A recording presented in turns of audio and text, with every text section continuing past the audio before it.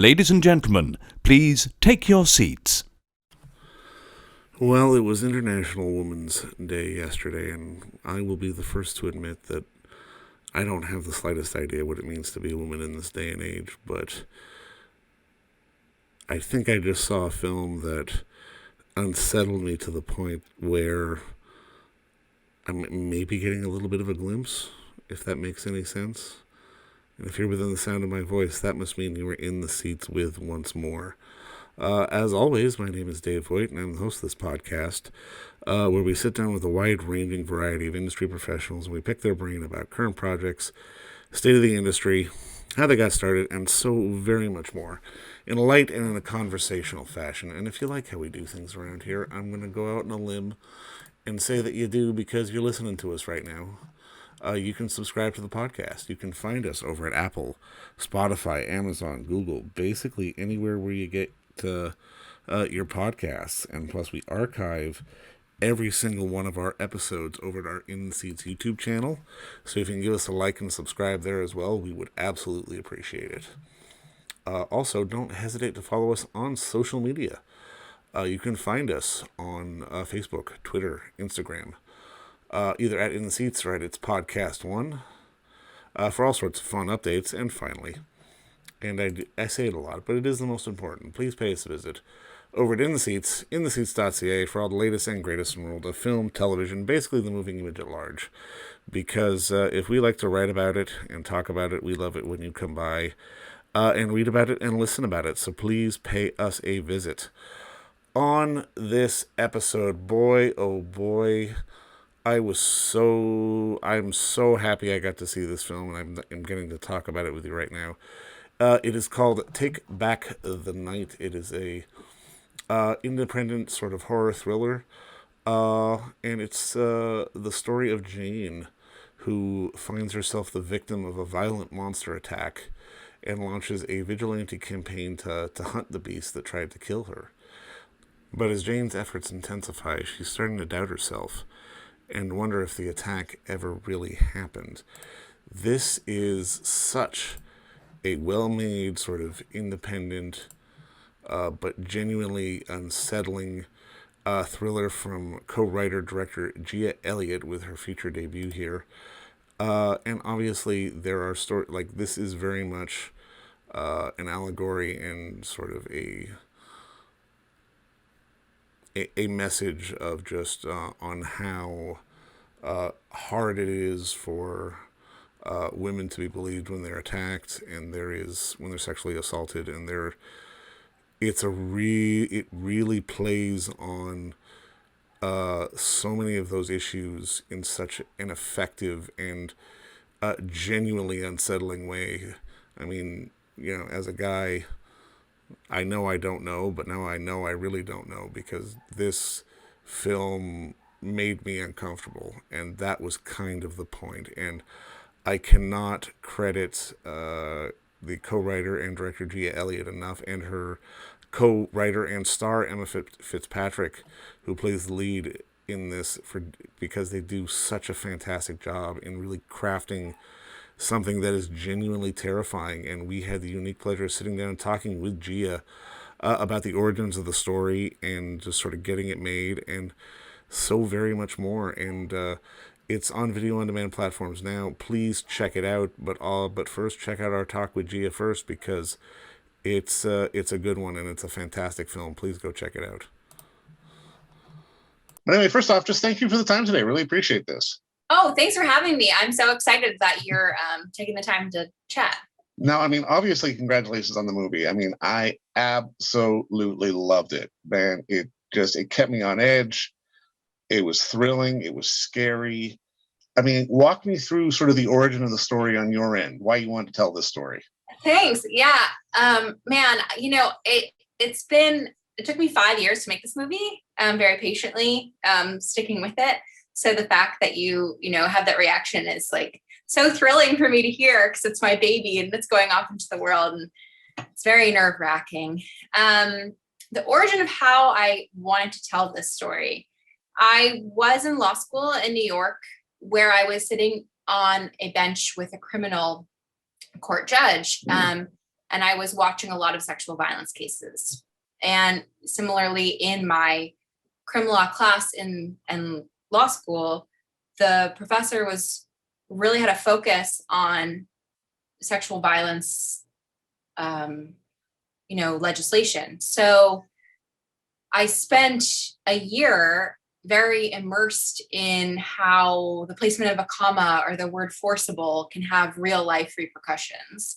And I saw those things play out in courtrooms. I saw them play out for real life people.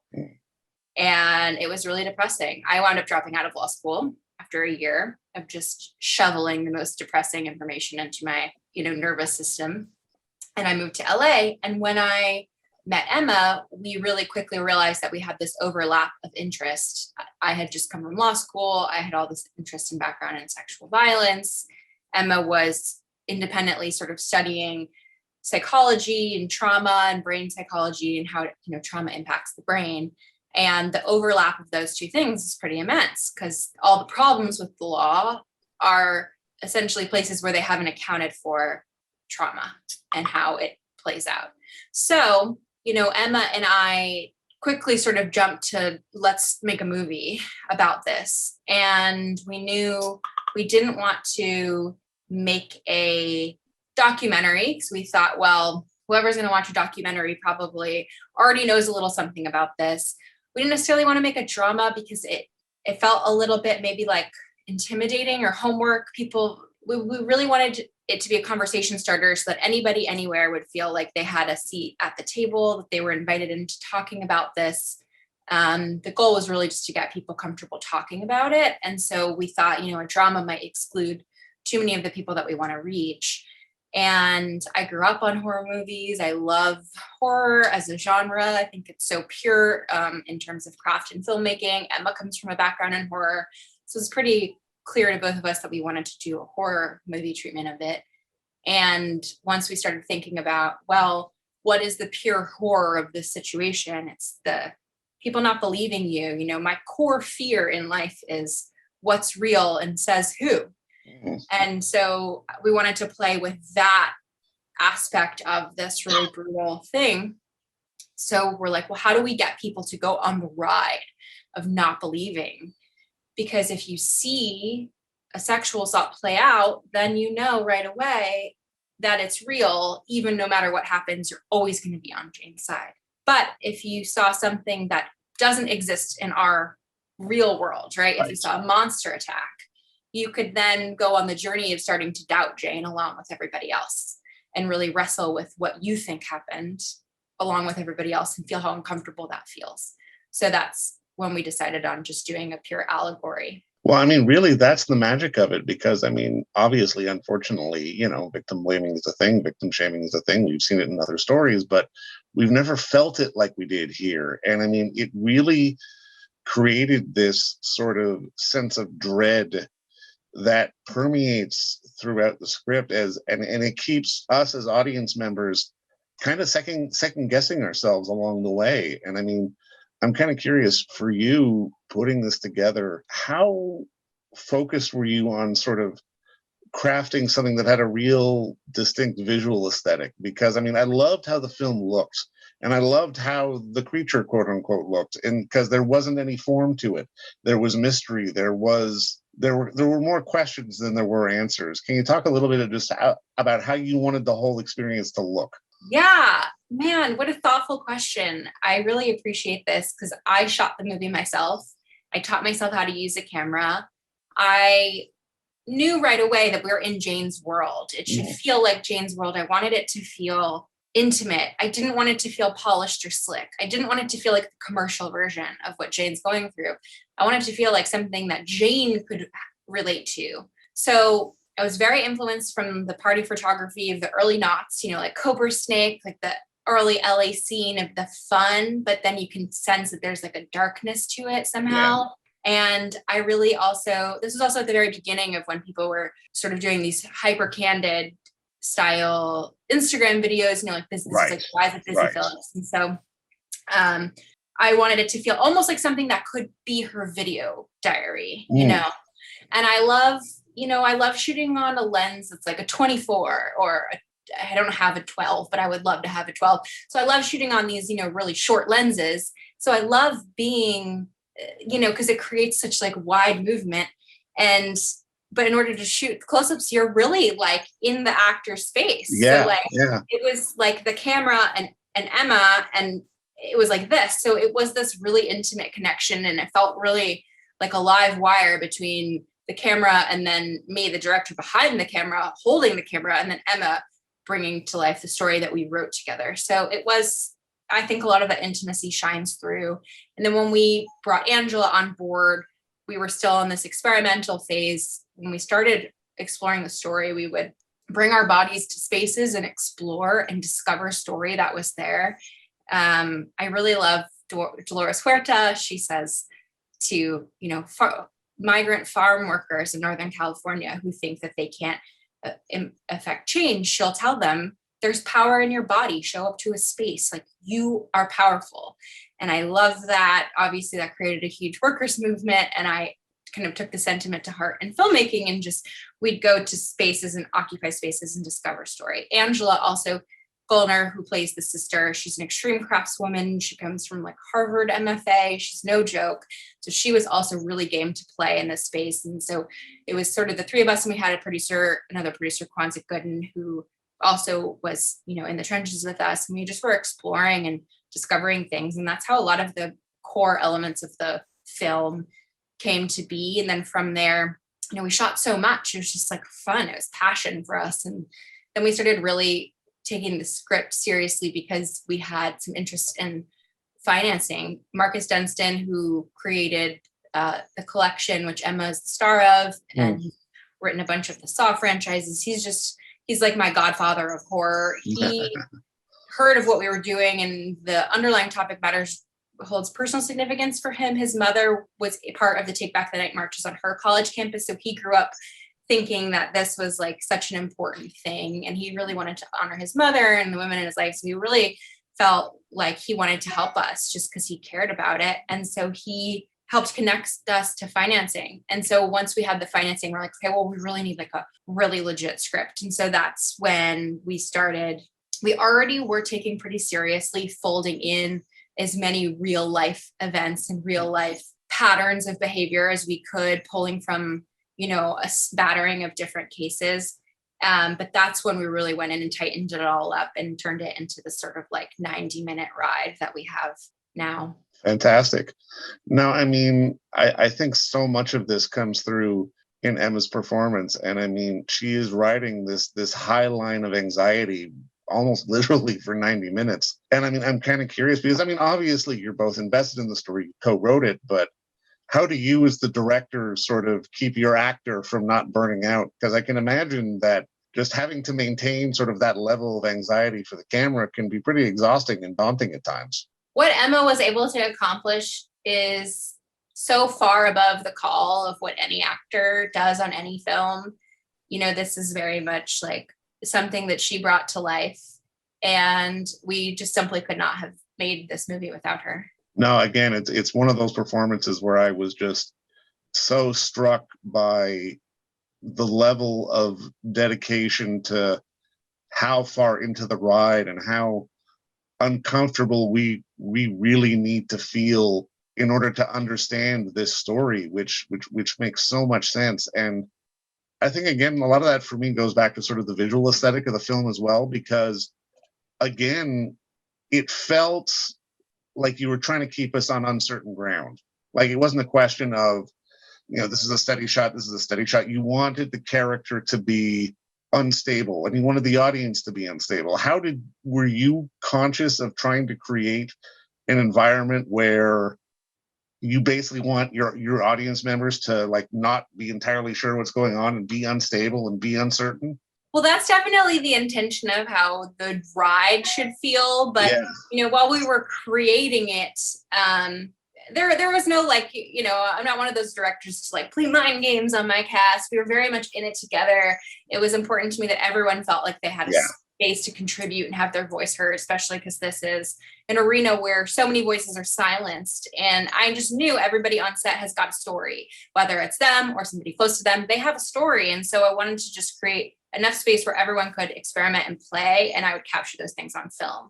And because I was shooting handheld, I was able to roll so much more than I would if I was, you know, on any sort of setup where, you know, like there was any sort of like gliding motion. You know, I wasn't on a steady cam, I wasn't on Technicrane, I wasn't on anything fancy. I was just like running and gunning. And so I created a lot of space for people to be like, you know what else we should shoot? You know what else we should shoot? So when we got the financing and we moved to the bigger stage, just for like 8 days, we really blocked the shots and ran rehearsal beforehand. And so even the actors knew like when their close-ups would be, they knew the shot order. And the goal was just to plow through them as much as possible so that there was 15 minutes, half an hour at the end of the setup to look around, even open to the crew and say, what else do you think we should shoot? Is there anything else here that anyone wants to play? Any like experimental, anything that should happen here? So we had that space, and that was really great too. But just, I wanted to say something. You caught on to this monster kind of, you know, shape shifting, and Shannalise Barnett, our VFX artist, early on had this concept that she wanted to, you know, superimpose a treatment onto the puppet that was built by Chelsea Pickens and brought to life by Karina Kinnear. So it's like all female monster makers. She had this idea that she wanted to change the dimensions of the torso and the legs by setup so that it always escaped something you'd be able to describe because it changed shape on you. So just like Jane was wrestling to articulate what it was, we would be in her shoes in that way. And I think that it really tickles me to hear you, that resonated with you, that worked. Well, and I mean, it really did, because it's one of those things that, I mean, when you're drunk or if you're drugged, obviously you're going to have a bit of a haze. There's going to be things going on. But at the same time, if your adrenaline's pumping and you're scared and you're terrified, that same haze is going to be there. And I mean, that for me fits so well with the idea of the creature, because I mean, obviously you're making a horror film, you're working on a restrictive budget, let's say, and you don't necessarily have a lot of money for visual effects shots. And I mean, there have been films and stories in the past that have told their story, but then sort of shoehorned in one sort of fakey looking visual effects shot, which completely ruins the movie. Here, it really blends into the entire aesthetic. And I mean, it works so well. And I mean, again, from a Thanks. visually, I knew right away that when I go home from seeing $100 million movie with creatures, I'm not checking my bed before I go to sleep. They didn't freak me out. They looked photorealistic, but they didn't do anything to me emotionally. They didn't actually scare me. So I wasn't aiming at something that could be, you know, real or photographed. I was aiming at something that would just be cool. You know, I felt like we had this cool, gritty movie. I wanted something that was cool and gritty and felt a little bit more like a dark fairy tale and not necessarily like something that would be in an encyclopedia. And I think everybody sort of contributed to ways that brought that to life. And it had this cool kind of like cool girl comic booky riot girl, like very punk rock kind of monster, instead of like something where you feel like you can see each scale on its back, you know, which is cool in its own way, but that isn't, I just knew I couldn't accomplish that. And it also isn't the thing that is felt truest to me. So we went for sort of this, you know, amalgamous creature. It creates such a what the fuck kind of vibe, because it's that kind of thing you'll catch out of the corner of your eye and go, what the hell? What was that? And I mean, and to me, that permeates the film so well, because you're putting us in with this character who is second guessing herself, who is uncertain of herself, but knows she's a victim, but isn't having anyone believing she's a victim. And at least as a guy, because I mean, I can't understand what it feels like to be a victim of sexual assault, I at least got a sensation of that. And I at least have a bit more empathy of that sort of uncertainty, which I think is such a great device to use in a horror film because it's real. Man, that means the world to hear you say that. I think that's really cool that you're able to feel those feelings.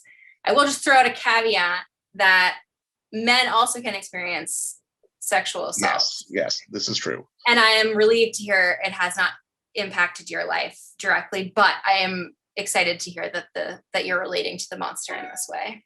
No, you're absolutely right. But I mean, again, I'm kind of curious because, I mean, obviously we can all sit up at home or sit and write a script and say, I'm going to direct a feature, but then actually doing it is a different thing.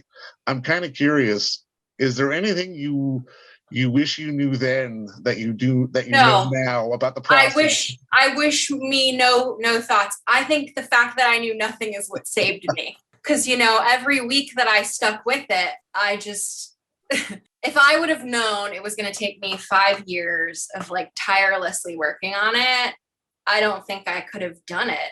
I think I dug into a subject matter I really cared about. I was doing it in a way that was fun.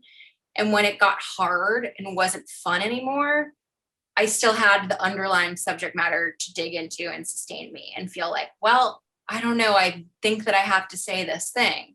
So I think I got really lucky. If I was a first-time filmmaker and I was going in cold like I did, not really knowing, I didn't go to film school. I learned film from the inside out. And so if I knew everything I know now, I think I would have been really freaked out. But like I said, the underlying subject matter is what saved me. It's what pulled me through. And honestly, I feel like I could keep working on this movie till I die. Like I could be like Kafka. I could just hand my hard drives to my best friend on my deathbed and be like, do what you will. But speaking of which, I got to see that cut of Kafka up here in Toronto. It was a strange experience, to be sure. What is that? Oh, you mentioned Kafka, but yeah. Steven Soderbergh directed a film about Kafka right. Years yeah. ago. Yeah. And he recut it and showed it in Toronto. And it was really a weird experience. That would be weird. I spent like 6 months while I was working on this movie, sort of messing with this before actually maybe we had shot. I lost track of the plot. Somewhere in the timeline of this movie, I was living in Prague for like about 6 months and I had a bunch of our footage and I would was messing with it and I'd go walk around Prague and there's a lot of Kafka history in Prague. So right. Okay. All right. I really adore that guy. Now, I mean, I'm kind of curious when you're going into something like this, are there days and moments when you're like, oh, wait, I want this shot to kind of look like that. What was that movie? Or are there influences or do you literally try to go in as blind as possible? Oh man, are you kidding? I'm like, okay, now we're going to do the Jurassic Park Velociraptor shot. Like I love film. I want to do everything I can think of that I think is awesome. Like I want to pay homage to everybody. Jenna Gribben, a visual artist, she recently says that we are always in conversations with our heroes in our art. And I could not relate to that sentiment any more deeply than I do. One of my best friends watched the film and as she did, she was live texting me oh my God, there's this shot. Oh my God, you did that shot. Oh my, just nerding out because she knew all my influences because they're movies we grew up on together. So yeah, no, every once in a while I'll definitely be like, I need this shot. The shot from this specific movie. I need to what was there one sort of, filmmaker or influence that sort of hit the light bulb off for you to want to be a storyteller? That's a really hard question. I don't know that I will ever know the real answer to that. That's fair. I think it's a little bit of a lot of things, but yeah, I mean, there are people that really deeply inspire me in film. Wong Kar-wai was a huge touchstone when we originally embarked on our adventure of discovering story in place, having place-driven story. That alley that the first act break, the alley, that's an alley behind Skid Row. It's at night, there's a gentleman who lives in there and he lives there with his dog and he's got a BB gun and he's got it's gated in, but and so we asked him if we could film a bit there. And so, we'd bring him food and he would sort of stand guard for us and stuff. And so we spent a lot of time in that space. But yeah, LA is rife with creepy, good, pretty urban settings. And so, obviously Wong Kar-wai, but instead of going beautiful places, we were going gross places. That was a big approach influence to our early days of the film. Well, and you know what? I mean, just again, when I watched this film, it was there's an artistic, fresh approach to this, but it's telling a real story and it's creeping me the fuck out all at the same time. And I mean, this is what this kind of cinema is supposed to be. And I mean, from my job, at least, I mean, I'm gushing. This is not a very objective interview, but I mean, it means so much to me. I have the drives of the original footage, right here next to my camera, next to the computer. And I've been reflecting so much on, it's been this live piece of art that I could interact with for the last 5 years. I could get an idea, at the last minute. My good friend, Mackenzie Scott, she's a fantastic musician. She plays Torres. I've long been a fangirl of hers before I was even a friend. And it was struck me. I was like, man, I need a Torres song. I need it in the party. So I'd call her up, be like, Mackenzie, can you throw together a song? She's like, yeah. She's a complete perfectionist. She's like, I'll have you something by tomorrow. She ghosts me, is dodging every call, and then a week later I get a song and it's perfect, right? And is the party song, and it drops right in. She's ghosting me because she was tirelessly working on this thing. She's a perfectionist. But so it's this live piece of art, and I can have other artists interact with it, and it, and now it's frozen in time and it's going out into the world, and that's really daunting. It feels like it's exciting to see it celebrated, but in some ways, as an artist who's been interacting with it, it feels a little like a funeral, right? It's frozen in time now. So the fact that you're so passionate about it makes me feel soothed that I'm honest to God, I'm really excited for audiences, and particularly genre audiences and horror audiences, who are historically so much more open to different ideas and different experimentation, to really see this film, because I think you guys have absolutely hit this one out of the park. It's a hell of a watch, and I mean, I think bigger and better things are going to come if you guys want to tell sort of real ground-based, sort of humanistic stories of what are actually happening to women and people out there in the world, but with that horror bent. It's gonna play like $1 million, and I think this one will. Thank you so much. But I mean, just to put a bow on this, I mean, like you said, it's done, it's locked, you're about to release it into the world. At the end of the day, what is your hope audiences pull from it? I really want people to talk.